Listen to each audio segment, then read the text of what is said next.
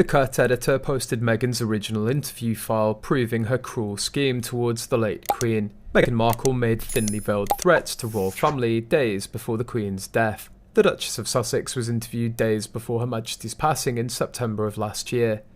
Meghan Markle issued a number of thinly veiled threats to the royal family just days before Queen Elizabeth II's passing, royal observers claim. The Duchess of Sussex joined her husband, Prince Harry, in mourning the death of Her Majesty last year, when it emerged that the 96-year-old monarch had passed away on September the 8th. While Harry will be back in Britain for the anniversary, Meghan will instead remain back in California with their two young children, before jetting out to meet the Duke of Sussex in Germany for the Invictus Games. In the months and years leading up to the Queen's death, the Sussexes' relationship with the royal family was said to have sunk to new lows as they struggled with structures of royal life. And for many royal observers, Meghan's interview with The Cut, published on August the 29th, was full of thinly veiled threats towards courtiers within Buckingham Palace.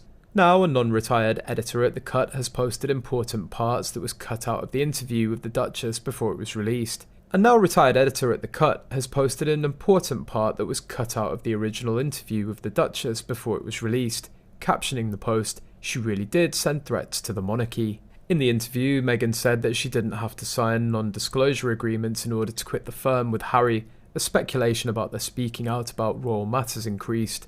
Meghan said, "It's interesting, I've never had to sign anything that restricts me from talking. I can talk about my whole experience and make a choice not to." The 41-year-old was asked then why she hadn't shared a whole experience so far. She described how she was still healing. The royal added, "I think forgiveness is really important. It takes a lot more energy to not forgive, but it takes a lot of effort to forgive. I've really made an active effort, especially knowing that I can say anything. I'll say what's necessary at the necessary time."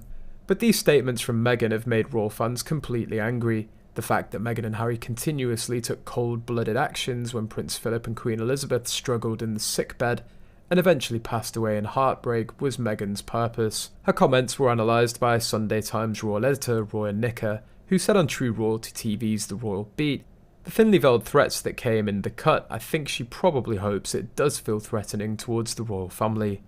And of course, the reminder that she keeps a journal and a revelation that when we came back to Windsor to Frogmore Cottage for the Jubilee, I rediscovered my journal that I'd left there. I was astonished to discover that she'd left a highly private diary behind in Windsor, rather than taking it back. She's mentioned a couple of times in the last year or two that she kept a journal, and I think there's a very strong inference that Meghan could write her own memoir. Meghan has brought out the worst in Harry by attempting to play the victim and saying that his family hates her. Meghan Markle doesn't understand or want to comprehend that the world doesn't revolve around her. She believes that if she comes out with her truth about her in-laws were horrible and how she's naive, then she'd get sympathy. However, the universe is much smarter than Meghan appears to realise. People know she's up to something. Whether she'll pull the same stunt that she pulled when she broke it off with Trevor Engelson, or if she'll throw Harry under the bus and claim she wasn't protected, is anyone's guess.